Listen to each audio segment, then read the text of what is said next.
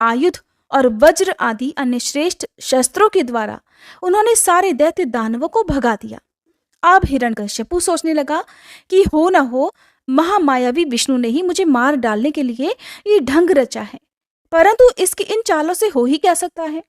इस प्रकार कहता हुआ और सिहनाद करता हुआ दैत्यराज हिरण्यकश्यपु अपने हाथ में गदा लेकर नरसिंह भगवान पर ही टूट पड़ा। परंतु जैसे पतंगा आग में गिरकर जलकर भस्म हो जाता है, अदृश्य हो जाता है, वैसे ही वह दैत्य भगवान के तेज के भीतर जाकर लापता हो गया, गायब हो गया। समस्त शक्ति और तेज के आश्रय भगवान के संबंध में ऐसी घटना कोई आश्चर्यजनक तो नहीं है। फिर वह भयंकर दैत्य बड़े क्रोध से लपका और अपनी गदा को बड़े जोर से घुमाकर उसने नरसिंह भगवान पर प्रहार कर दिया। प्रहार करते समय जैसे गरुड़ सांप को पकड़ लेते हैं, वैसे ही भगवान ने गदा सहित उस दैत्य को भी पकड़ लिया। वे जब उसके साथ खिलवाड़ करने लगे तब वह दैत्य उनके हाथ से वैसे ही निकल गया जैसे खेल करते हुए गरुड़ के चंगुल से सांप निकल जाता है। युधिष्ठिर उस समय सब के सब लोकपाल बादलों में छुपकर इस भयंकर युद्ध को देख रहे थे। उनका स्वर्ग तो हिरण्यकश्यपु ने पहले ही छीन लिया था। जब उन्होंने देखा कि वह भगवान के हाथ से छूट गया, तब तो वे और भी डर गए। हिरण्यकश्यपु ने भी यही समझा कि नरसिंह ने मेरे बलवीर्य से डरकर ही मुझे अपने हाथ से छोड़ दिया है।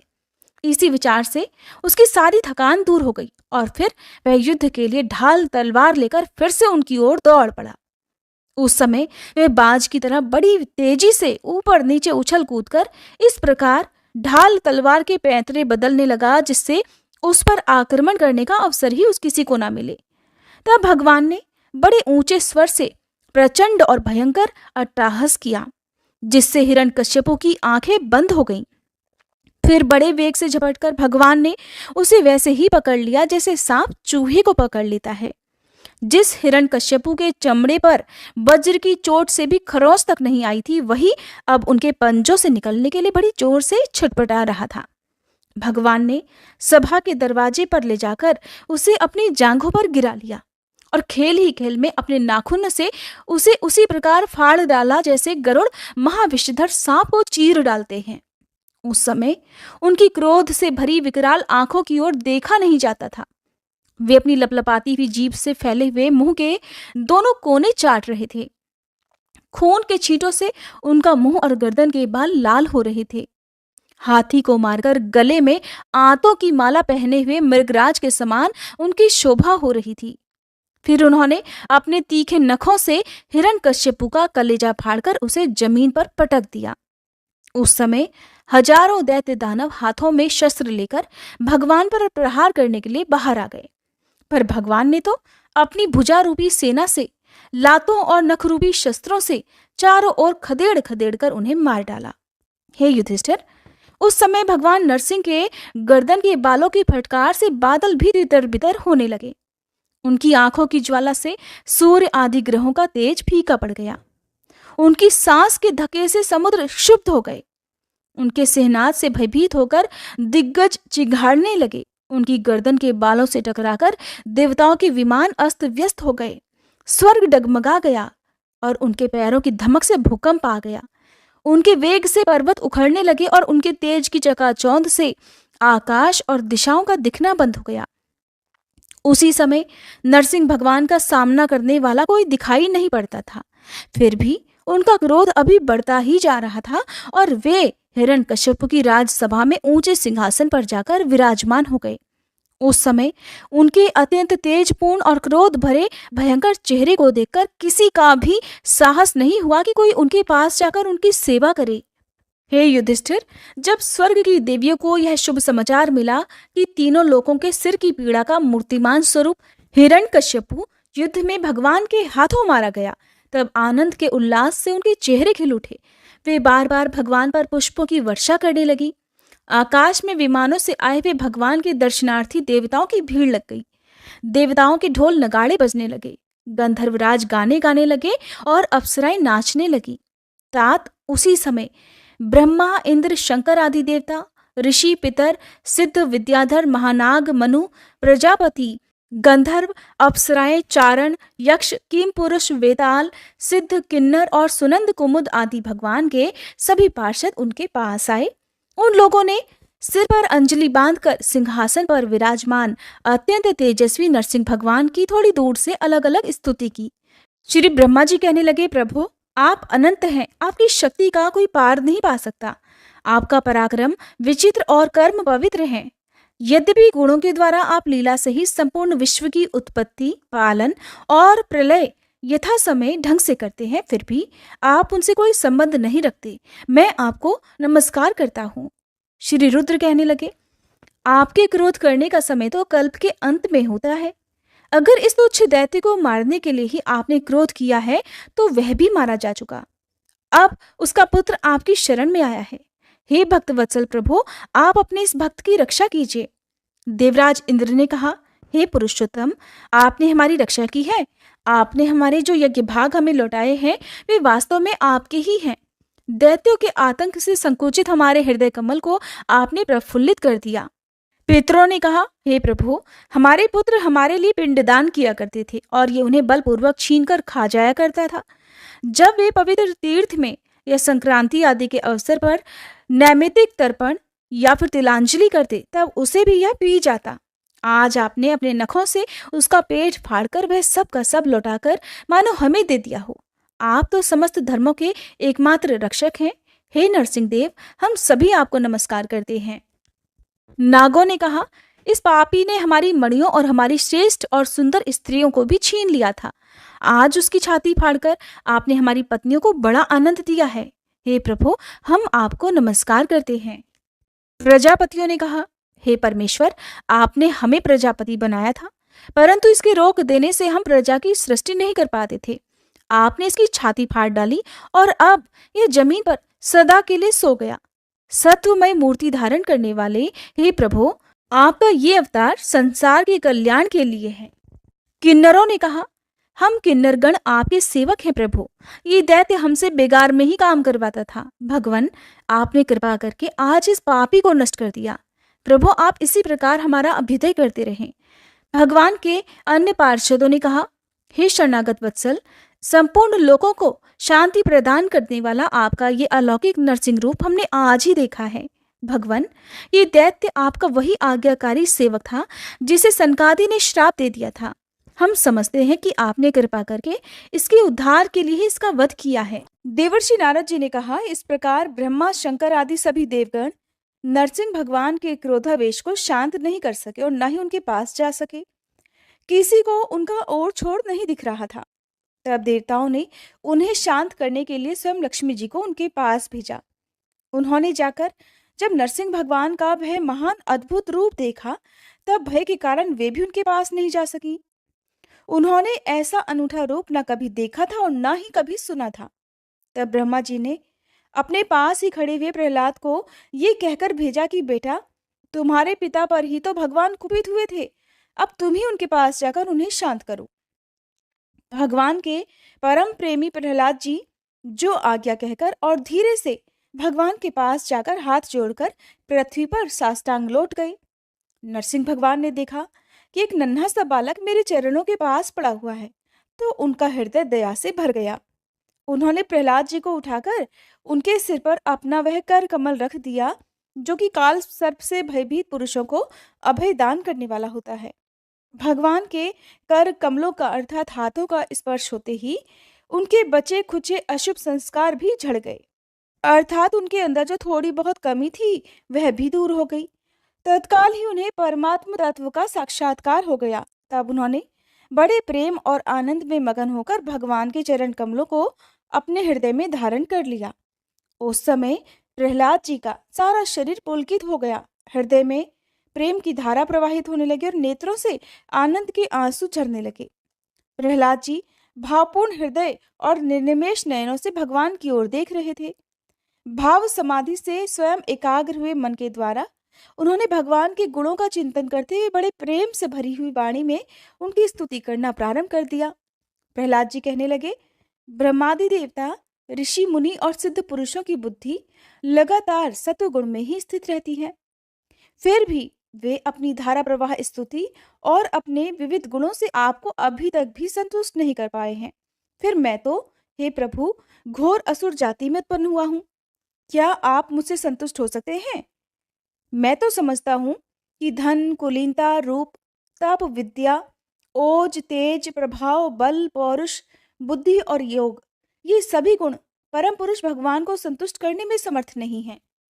परंतु भक्ति से तो भगवान गजेंद्र पर भी संतुष्ट हो गए थे। और मेरी समझ से इन 12 गुणों से युक्त ब्राह्मण भी अगर भगवान कमलनाभ के चरण कमलों से विमुख हो जाए, उनसे दूर हो जाए, तब तो वह चंडाल श्रेष्ठ है जिसने अपने मन, वचन, कर्म, धन और प्राण भगवान के चरणों में समर्पित कर रखे हैं।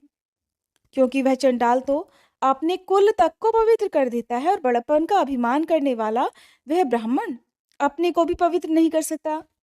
भगवान, आप तो सत्व गुण के आश्रय हैं और ये ब्रह्मादि देवता आपके आज्ञाकारी भक्त हैं। ये हम दैत्यों की तरह आपसे द्वेष नहीं करते। प्रभु, आप बड़े बड़े सुंदर सुंदर अवतार ग्रहण करके इस जगत के कल्याण और अभ्युदय के लिए और इसे आत्मानंद की प्राप्ति कराने के लिए अनेकों प्रकार की लीलाएं करते रहते हैं। जिस असुर को मारने के लिए आपने इतना क्रोध किया था, प्रभु, वह तो मारा जा चुका। अब आप अपना क्रोध शांत कीजिए। जैसे बिच्छू और सांप की मृत्यु से सज्जन भी सुखी होते हैं, वैसे ही इस दैत्य के संहार से सभी लोगों को बड़ा सुख मिला है। अब सभी आपके शांत स्वरूप के दर्शन की बाट देख रहे हैं। हे नरसिंह देव, भय से मुक्त होने के लिए भगवत जन आपके इस रूप का स्मरण करेंगे। आपकी जीभ लपलपा रही है, आंखें सूर्य के समान हैं, आपकी भौहें चढ़ी हुई हैं, पैनी और बड़ी दाढ़ें हैं, आंतों की माला, खून से लथपथ गर्दन के बाल, बर्छे की तरह सीधे खड़े हुए कान और दिग्गजों को भी भयभीत कर देने वाला सिहनाद और शत्रुओं को फाड़ डालने वाले आपके इन नाखूनों को देखकर मैं तनिक भी भयभीत नहीं हुआ हूँ। दीन बंधु, मैं भयभीत हूँ तो केवल इस असह्य और उग्र संसार चक्र में पिसने से। मैं अपने कर्म पाशों से बंधकर इन भयंकर जंतुओं के बीच में डाल दिया गया हूँ। मेरे स्वामी, अब आप प्रसन्न होकर मुझे कब अपने उन चरण कमलों में बुलाएंगे जो समस्त जीवों की एकमात्र शरण और मोक्ष रूप है? हे अनंत, मैं जिन जिन योनियों में गया, उन सभी योनियों में प्रिय के वियोग और अप्रिय के संयोग से होने वाले शोक की आग में झुलसता रहा। उन दुखों को मिटाने की जो दवा है, वह भी दुख रूप ही है। और मैं न जाने कब से अपने अलावा वस्तुओं को आत्मा समझकर इधर उधर भटक रहा हूँ। अब आप ऐसा साधन बतलाइए जिससे कि आपकी सेवा भक्ति प्राप्त कर सकूं। प्रभु, आप अपनी चैतन्य शक्ति से बुद्धि के समस्त गुणों को सर्वदा पराजित रखते हैं, काल रूप से सभी साध्य और साधनों को अपने अधीन रखते हैं।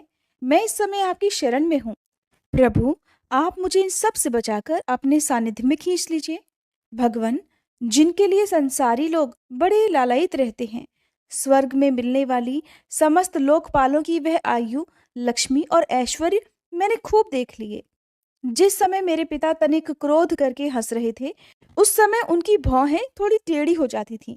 तब उन स्वर्ग की संपत्तियों के लिए कहीं ठिकाना नहीं रह जाता था। वे लुटती फिरती रहती थीं, किंतु आपने मेरे उन पिता को भी मार डाला।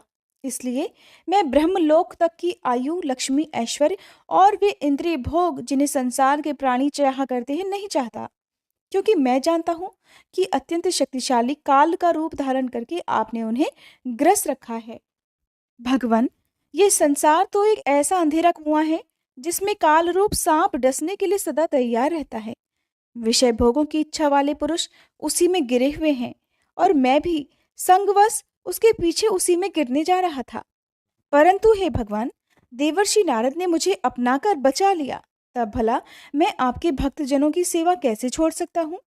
हे अनंत, जिस समय मेरे पिता ने अन्याय करने के लिए कमर कसकर हाथ में खड्ग ले लिया और वह ये कहने लगा कि अगर मेरे सिवा कोई और ईश्वर है तो तुझे बचा ले, मैं तेरा सिर काट रहा हूँ, उस समय आपने ही तो मेरे प्राणों की रक्षा की और मेरे पिता का वध किया। मैं तो समझता हूँ प्रभु कि आपने अपने प्रेमी भक्त सनकादि ऋषियों का वचन सत्य करने के लिए ही वैसा किया था। भगवान, ये संपूर्ण जगत एकमात्र आप ही हैं, क्योंकि आप इसके आदिकाल में ही कारणभूत थे। अंत में आप ही अवधि के रूप में रहेंगे और बीच में इसकी प्रतीति के रूप में भी केवल आप ही रहेंगे। आप अपनी काल शक्ति से प्रकृति के गुणों को प्रेरित करते हैं, इसलिए ये ब्रह्मांड आपका ही शरीर है। पहले ये आप में ही लीन था। जब प्रलयकालीन जल के अंदर शेष शैया पर शयन करने वाले आपने योग निद्रा की समाधि त्याग दी, तब वट के बीज से विशाल वृक्ष के समान आपकी नाभि से ब्रह्मांड कमल उत्पन्न हुआ। उस पर सूक्ष्मदर्शी ब्रह्मा जी प्रकट हुए थे। जब उन्हें कमल के सिवा और कुछ भी दिखाई नहीं पड़ा, तब अपने में बीज रूप से व्याप्त आपको वे नहीं जान सके और आपको अपने से बाहर समझकर जल के भीतर घुसकर 100 वर्षों तक ढूंढते रहे थे, परंतु वहां उन्हें कुछ भी नहीं मिला। ये ठीक है, क्योंकि अंकुर उग आने पर उसमें व्याप्त बीज को कोई बाहर अलग कैसे देख सकता है। ब्रह्मा जी को भी बड़ा आश्चर्य हुआ और वे आपको ढूंढने के बाद हार कर कमल पर बैठ गए। बहुत समय बीतने पर तीव्र तपस्या करने से जब उनका हृदय शुद्ध हो गया था, तब उन्हें भूत, इंद्रिय और अंतःकरण रूप अपने शरीर में ही ओत प्रोत से स्थित आपके सूक्ष्म रूप का साक्षात्कार हुआ। ठीक वैसे ही जैसे पृथ्वी में व्याप्त उसकी अति सूक्ष्म तन्मात्रा गंध का हुआ करता है। विराट पुरुष सहस्त्रोमुख, चरण, सिर, हाथ, जंघा, नासिका, मुख, कान, नेत्र, आभूषण और आयुधों से संपन्न था। 14 लोग उसके विविध अंगों के रूप में शोभायमान थे और वह भगवान की एक लीलामयी मूर्ति थी। उसे देखकर ब्रह्मा जी को बड़ा आनंद हुआ। रजोगुण और तमोगुण रूप मधु और कैटब नाम के दो बड़े बलवान दैत्य थे। जब वे वेदों को चुरा कर ले गए, तब आपने हयग्रीव अवतार ग्रहण किया और उन दोनों को मारकर सत्वगुण रूप श्रुतियां ब्रह्मा जी को वापस लौटा दी। देवर्षि नारद कहते हैं कि प्रहलाद जी ने बालक होने पर भी यही समझा कि वरदान मांगना प्रेम भक्ति का विघ्न है, इसलिए कुछ मुस्कुराकर वे स्तुति करने के बाद भगवान से इस प्रकार बोले कि प्रभु, मैं तो जन्म से ही विषय भोगों में आसक्त हूँ। अब आप मुझे वरदान का लालच देकर लुभाइए मत। मैं उन भोगों के संग से डरकर उनके द्वारा होने वाली तीव्र वेदना का अनुभव कर उनसे छूटने की इच्छा से ही आपकी शरण में आया हूँ। और हे प्रभु, अगर आप मुझे मुँहमांगा वरदान देना ही चाहते हैं, तो ये वर दीजिए कि मेरे हृदय में कभी किसी कामना का बीज अंकुरित ही ना हो। भगवान, आपको नमस्कार है। आप सभी के हृदय में विराजमान उदार शिरोमणि स्वयं पर ब्रह्म परमात्मा है। अद्भुत नरसिंह रूपधारी श्रीहरि के चरणों में मैं बार बार प्रणाम करता हूँ। भक्त प्रहलाद की स्तुति सुनकर नरसिंह भगवान कहने लगे, प्रहलाद, तुम्हारे जैसे मेरे एकांत प्रेमी इस लोक अथवा परलोक की किसी भी वस्तु के लिए कभी कोई कामना नहीं करते। फिर भी हे भक्त, बहुत ज्यादा नहीं, केवल एक मनवंतर तक मेरी प्रसन्नता के लिए तुम इस लोक में दैत्याधिपतियों के समस्त भोग स्वीकार कर लो। समस्त प्राणियों के हृदय में यज्ञों के भोक्ता ईश्वर के रूप में तो मैं ही विराजमान हूँ। तुम अपने हृदय में मुझे देखते रहना और मेरी लीला कथाएं जो तुम्हें अत्यंत प्रिय हैं सुनते रहना। समस्त कर्मों के द्वारा मेरी ही आराधना करना और इस प्रकार अपने पूर्व जन्म के कर्मों का क्षय कर लेना। भोग के द्वारा पुण्य कर्मों के फल और निष्काम पुण्य कर्मों के द्वारा पाप का नाश करते हुए समय पर शरीर का त्याग करके समस्त बंधनों से मुक्त होकर तुम मेरे पास आ जाओगे और तुम्हारे द्वारा की गई मेरी इस स्तुति का जो भी मनुष्य कीर्तन करेगा, साथ ही मेरा और तुम्हारा भी ध्यान करेगा, वह समय पर कर्मों के बंधन से सदा सदा के लिए मुक्त हो जाएगा। प्रहलाद जी ने कहा, हे महेश्वर, आप वर देने वालों के स्वामी हैं। आपसे मैं एक वर और मांगता हूँ। मेरे पिता ने आपके ईश्वरीय तेज को और सर्वशक्तिमान चराचर गुरु स्वयं आपको न जानकर आपकी बड़ी निंदा की है। इस विष्णु ने मेरे भाई को मार डाला है, ऐसी मिथ्या दृष्टि रखने के कारण पिताजी क्रोध के वेग को सहन करने में असमर्थ हो गए थे। इसी से उन्होंने आपका भक्त होने के कारण मुझसे भी द्रोह किया, मुझे भी अपना शत्रु मान लिया। हे दीनबंधो, यद्यपि आपकी दृष्टि पड़ते ही वो तो पवित्र हो चुके, फिर भी मैं आपसे प्रार्थना करता हूँ कि उस जल्दी नाश न होने वाले दुस्तर दोष से मेरे पिता शुद्ध हो जाएं। तब नरसिंह भगवान कहने लगे, हे निष्पाप प्रहलाद, तुम्हारे पिता स्वयं पवित्र होकर तर गए, इसकी तो बात ही क्या है। अगर उनकी 21 पीढ़ियों के पितर होते तो उन सब के साथ भी वे तर जाते, क्योंकि तुम्हारे जैसे कुल को पवित्र करने वाला पुत्र उन्हें प्राप्त जो हुआ है। बेटा, तुम मेरे सभी भक्तों के आदर्श हो। यद्यपि मेरे अंगों का स्पर्श होने से तुम्हारे पिता पूर्ण रूप से पवित्र हो गए हैं, फिर भी तुम उनकी अंत्येष्टि क्रिया करो। तुम्हारे जैसी संतान के कारण उन्हें उत्तम लोकों की प्राप्ति होगी। वत्स, तुम अपने पिता के पद पर स्थित हो जाओ और वेदवादी मुनियों की आज्ञा के अनुसार मुझ में अपना मन लगाकर और मेरी शरण में रहकर मेरी सेवा के लिए ही अपने सारे कार्य करो। देवर्षि नारद धर्मराज युधिष्ठिर से कहते हैं कि हे युधिष्ठिर, भगवान की आज्ञा के अनुसार प्रहलाद जी ने अपने पिता की फिर अंत्येष्टि क्रिया की। इसके बाद श्रेष्ठ ब्राह्मणों ने उनका राज्याभिषेक किया। उसी समय देवता ऋषि आदि के साथ ब्रह्मा जी ने नरसिंह भगवान को प्रसन्न देखकर पवित्र वचनों के द्वारा उनकी स्तुति की और उनसे ये बात कही। ब्रह्मा जी कहने लगे, हे देवताओं के आराध्य देव, आप तो सर्वांतर्यामी, जीवों के जीवन दाता और मेरे भी पिता हैं। ये पापी दैत्य लोगों को बहुत सता रहा था।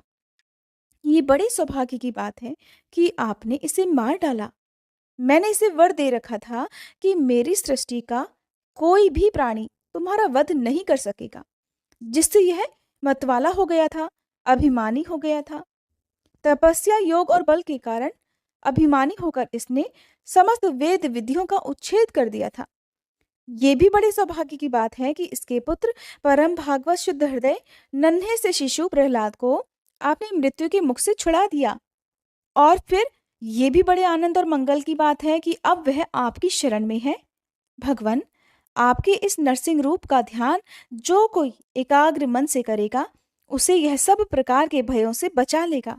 यहाँ तक कि मारने की इच्छा से आई हुई मृत्यु भी उसका कुछ नहीं बिगाड़ सकेगी। तब नरसिंह भगवान जी बोले, हे ब्रह्मा जी, आप कृपया दैत्यों को ऐसा वर ना दिया करें। जो स्वभाव से ही क्रूर हैं, उनको दिया हुआ वर तो वैसा ही है जैसे सांपों को दूध पिलाना। नारद जी कहते हैं, हे युधिष्ठिर, नरसिंह भगवान ऐसा कहकर और ब्रह्मा जी के द्वारा की गई पूजा को स्वीकार करके फिर वहीं अंतर्ध्यान हो गए। इसके बाद प्रहलाद जी ने भगवत स्वरूप ब्रह्मा शंकर जी की और प्रजापति और देवताओं की पूजा करके उन्हें माथा टेककर प्रणाम किया। तब शुक्राचार्य आदि मुनियों के साथ ब्रह्मा जी ने प्रहलाद जी को समस्त दानव और दैत्यों का अधिपति बना दिया। फिर ब्रह्मादि देवताओं ने प्रहलाद जी का अभिनंदन किया और उन्हें शुभाशीर्वाद दिए। प्रहलाद जी ने भी यथायोग्य सभी का सत्कार किया। फिर वे लोग अपने अपने लोकों को चले गए। हे युधिष्ठिर, इस प्रकार भगवान के वे दोनों पार्षद जय और विजय दिति के पुत्र दैत्य हो गए थे। वे भगवान से शत्रुता रखते थे। उनके हृदय में रहने वाले भगवान ने उनका उद्धार करने के लिए ही उन्हें मार डाला। ऋषियों के शाप के कारण फिर उनकी मुक्ति नहीं हुई थी। वे फिर से कुंभकर्ण और रावण के रूप में राक्षस हुए। उस समय भगवान श्री राम के पराक्रम से उनका अंत हुआ था। युद्ध में भगवान राम के बाणों से उनका कलेजा फट गया। वहीं बड़े बड़े पूर्व जन्म की भांति भगवान का स्मरण करते करते फिर उन्होंने अपना शरीर छोड़ा। वे ही अब इस युग में शिशुपाल और दंतवक्त्र के रूप में पैदा हुए थे।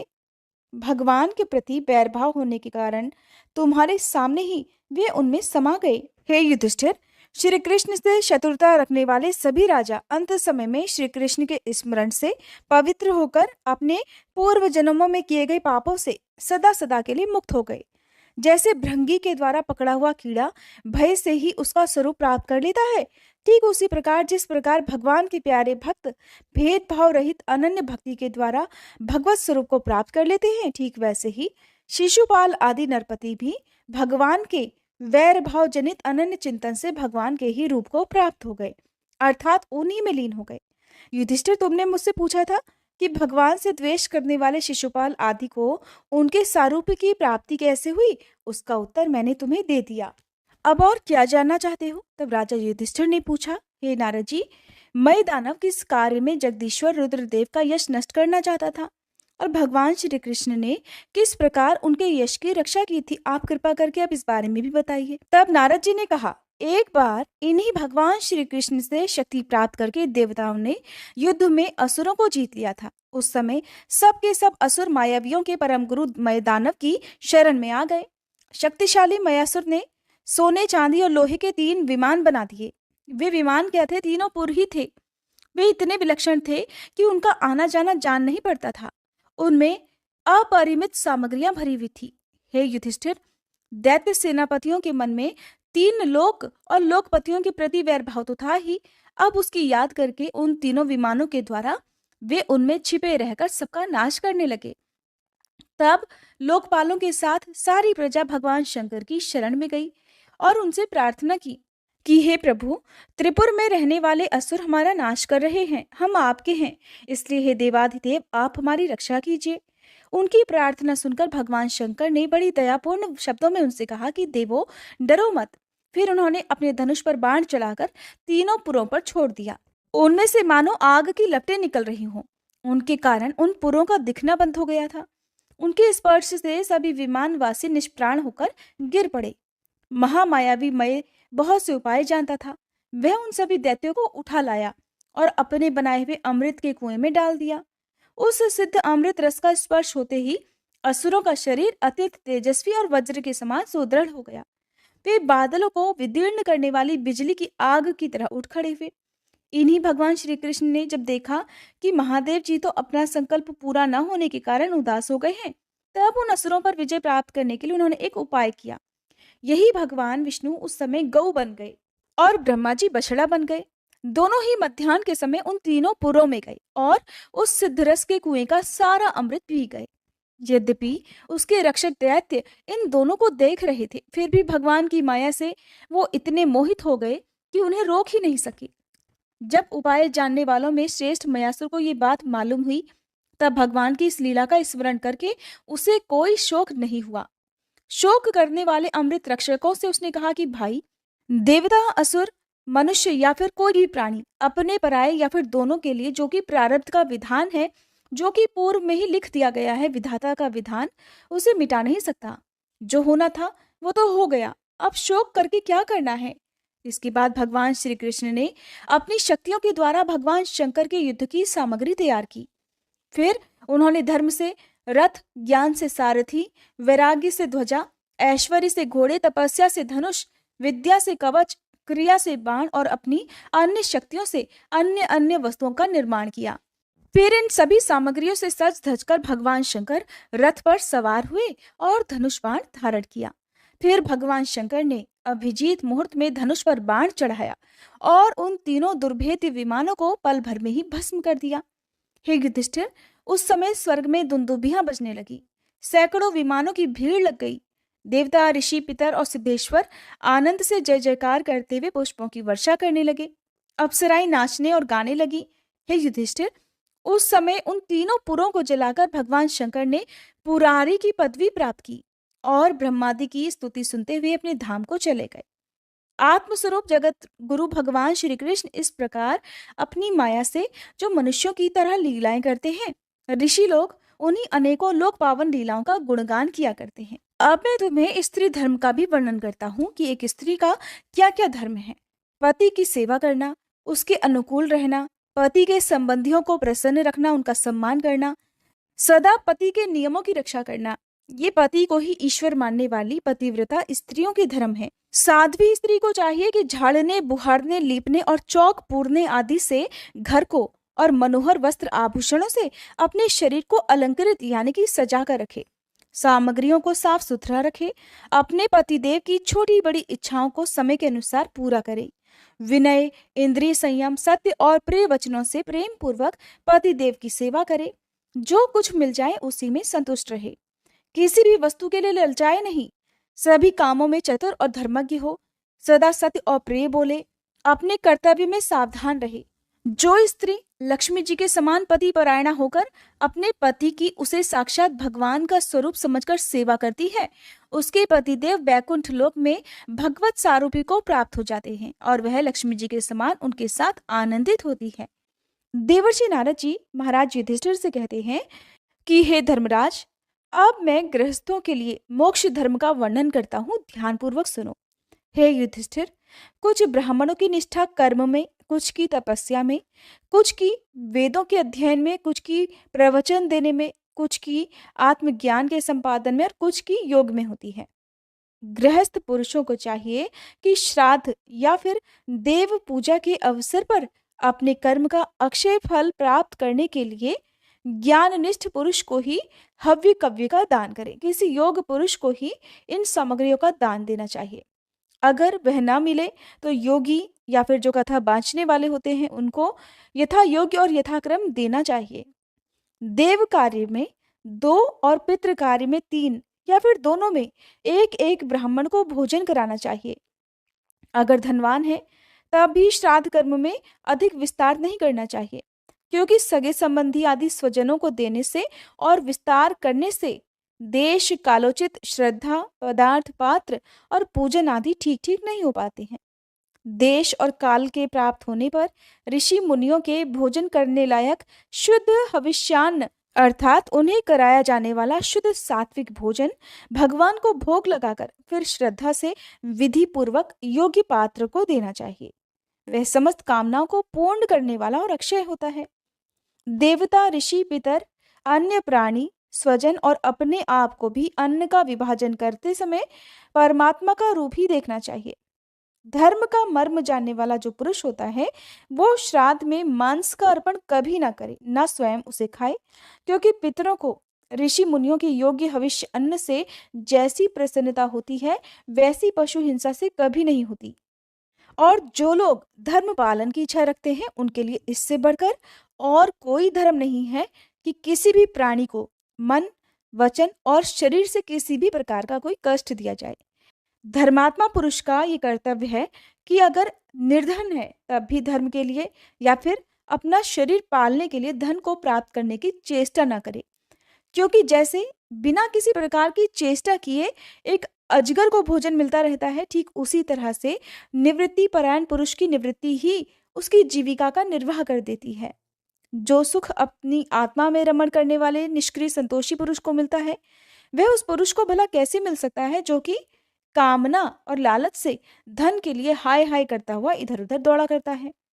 जैसे पैरों में जूता पहनकर चलने वाले को कंकड़ और कांटों से कोई डर नहीं लगता, वैसे ही जिसके मन में संतोष है उसके लिए सब कुछ हर ओर सुख ही सुख है, दुख है ही नहीं। युधिष्ठिर, न जाने क्यों मनुष्य केवल जलमात्र से ही संतुष्ट रहकर अपने जीवन का निर्वाह नहीं कर लेता, अपितु रसनेन्द्रिय और जननेन्द्रिय के फेर में पड़कर ये बेचारा घर की चौकसी करने वाले कुत्ते के समान हो जाता है। जो ब्राह्मण संतोषी नहीं है, इंद्रियों की लोलुपता के कारण उसके तेज, विद्या, तपस्या और यश क्षीण हो जाते हैं और वह अपना विवेक भी खो बैठता है। भूख और प्यास मिट जाने पर खाने पीने की कामना का अंत हो जाता है। क्रोध भी अपना काम पूरा करके शांत हो जाता है। परंतु अगर मनुष्य पृथ्वी की समस्त दिशाओं को जीत ले, भोग ले, तब भी लोभ का अंत कभी नहीं हो पाता। अनेक विषयों की ज्ञाता शंकाओं का समाधान करके अपने मन में शास्त्रोक्त अर्थ को बिठा देने वाले और बड़े बड़ी सभाओं के सभापति, बड़े बड़े विद्वान भी कई बार असंतोष के कारण बड़े बड़े पाप कर बैठते हैं।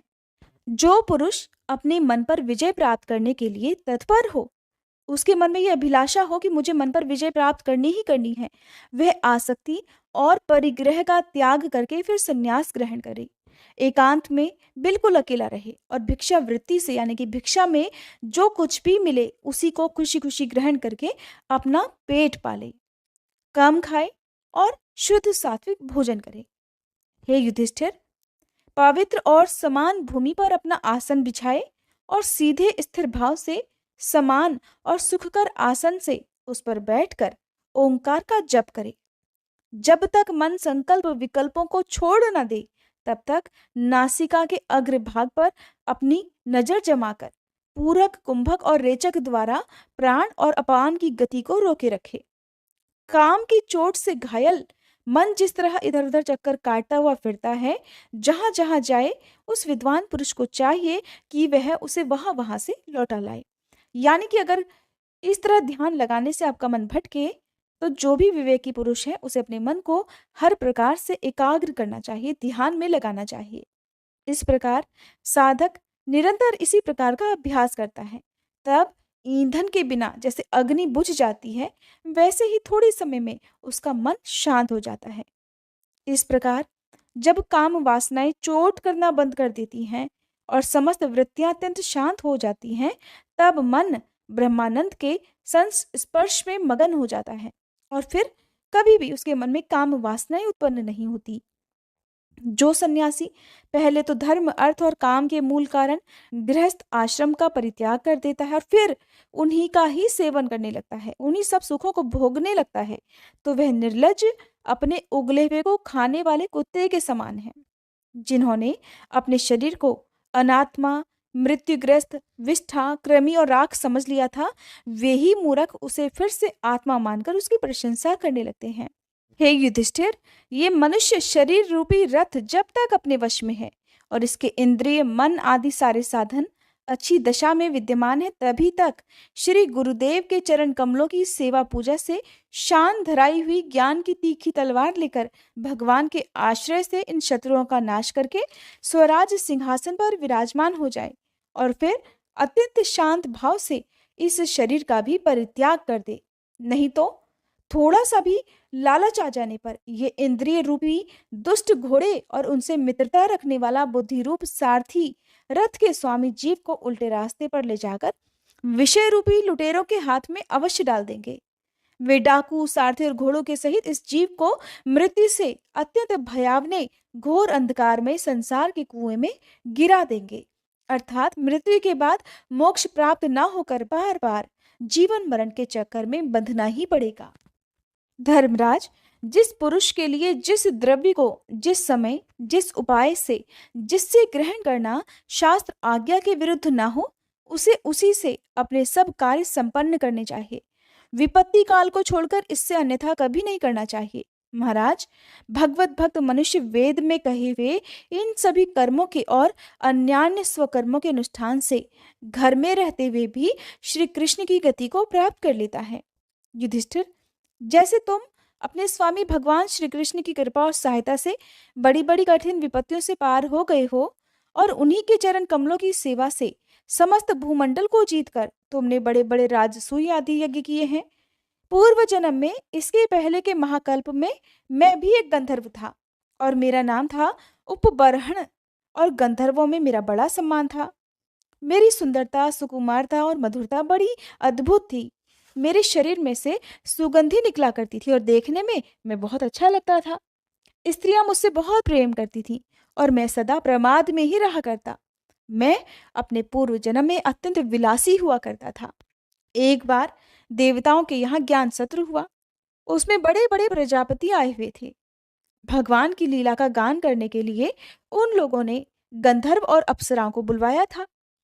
मैं जानता था कि वह संतों का समाज है, वहां भगवान की लीलाओं का ही गान होता है। फिर भी मैं स्त्रियों के साथ लौकिक गीतों का गान करता हुआ उन्मत्त की तरह वहां जा पहुंचा। देवताओं ने देखा कि ये तो हम लोगों का अनादर कर रहा है, तो उन्होंने अपनी शक्ति से मुझे श्राप दे डाला कि तुमने हम लोगों की अवहेलना की है, हमारा अपमान किया है, इसलिए तुम्हारी सारी सौंदर्य संपत्ति नष्ट हो जाए और तुम शीघ्र ही शूद्र हो जाओ। उनके शाप से मैं दासी का पुत्र हुआ, किंतु उस शूद्र जीवन में किए हुए महात्माओं के सत्संग और सेवा शुश्रूषा के प्रभाव से मैं दूसरे जन्म में ब्रह्मा जी का पुत्र हुआ। संतों की अवहेलना और सेवा का ये मेरा प्रत्यक्ष अनुभव है जो मैंने तुमसे बताया। संत सेवा से ही भगवान प्रसन्न हो जाते हैं। मैंने तुम्हें गृहस्थों का पाप नाशक धर्म बतला दिया। इस धर्म के आचरण से गृहस्थ भी अनायासी सन्यासियों को मिलने वाला परम पद प्राप्त कर लेता है। अक्सर लोग यही सोचते हैं कि जो सन्यासी है केवल उन्हें ही मोक्ष प्राप्त हो सकता है, लेकिन जितने भी लोग सांसारिक गृहस्थी से जुड़े हुए हैं वो लोग भी घर पर गृहस्थ धर्म का पालन करते हुए यदि कुछ बातों का ध्यान रखें तो उन्हें भी मोक्ष प्राप्त हो सकता है। भगवान श्री कृष्ण के धाम में उन्हें भी जगह मिल सकती है। हे युधिष्ठिर, इस मनुष्य लोक में तुम लोगों के भाग्य अत्यंत प्रशंसनीय हैं, क्योंकि तुम्हारे घर में साक्षात परब्रह्म परमात्मा मनुष्य का रूप धारण करके गुप्त रूप से निवास करते हैं। इसी से सारे संसार को पवित्र कर देने वाले ऋषि मुनि बार बार उनका दर्शन करने के लिए चारों ओर से तुम्हारे पास आया करते हैं। बड़े बड़े महापुरुष निरंतर जिनको ढूंढते रहते हैं, जो माया के लेश से रहित परम शांत परमानंद अनुभव स्वरूप परब्रह्म परमात्मा है, वे ही तुम्हारे प्रिय हितैषी व मेरे भाई पूज्य आज्ञाकारी गुरु और स्वयं आत्मा श्री कृष्ण हैं। शंकर जी ब्रह्मादि भी अपनी सारी बुद्धि लगाकर वे ये हैं इस रूप में उनका वर्णन ही नहीं कर सके, फिर भला हम तो कर ही कैसे सकते हैं। हम मौन, भक्ति और संयम के द्वारा ही उनकी पूजा करते हैं। कृपया हमारी ये पूजा स्वीकार करके भक्त वत्सल भगवान हम पर प्रसन्न हो। श्री सुखदेव जी कहते हैं कि हे परीक्षित, देवर्षि नारद का यह प्रवचन सुनकर राजा युधिष्ठिर को अत्यंत आनंद हुआ। उन्होंने प्रेम विवल होकर देवर्षि नारद और भगवान कृष्ण की पूजा की। देवर्षि नारद भगवान श्री कृष्ण और राजा युधिष्ठिर से विदा लेकर और उनके द्वारा सत्कार पाकर फिर वहां से चले गए। भगवान श्री कृष्ण ही पर ब्रह्म है, ये सुनकर युधिष्ठिर के आश्चर्य की कोई सीमा नहीं रही। हे परीक्षित, इस प्रकार मैंने तुम्हें दक्ष पुत्रियों के वंशों का अलग अलग वर्णन सुनाया। उन्हीं के वंश में देवता, असुर, मनुष्य आदि और संपूर्ण चराचर की सृष्टि हुई है। हरे कृष्णा। आज के अध्याय में बस इतना ही। इसके आगे का वृतांत जानने के लिए आप कृपया अगले अध्याय के इंतजार जरूर कीजिएगा।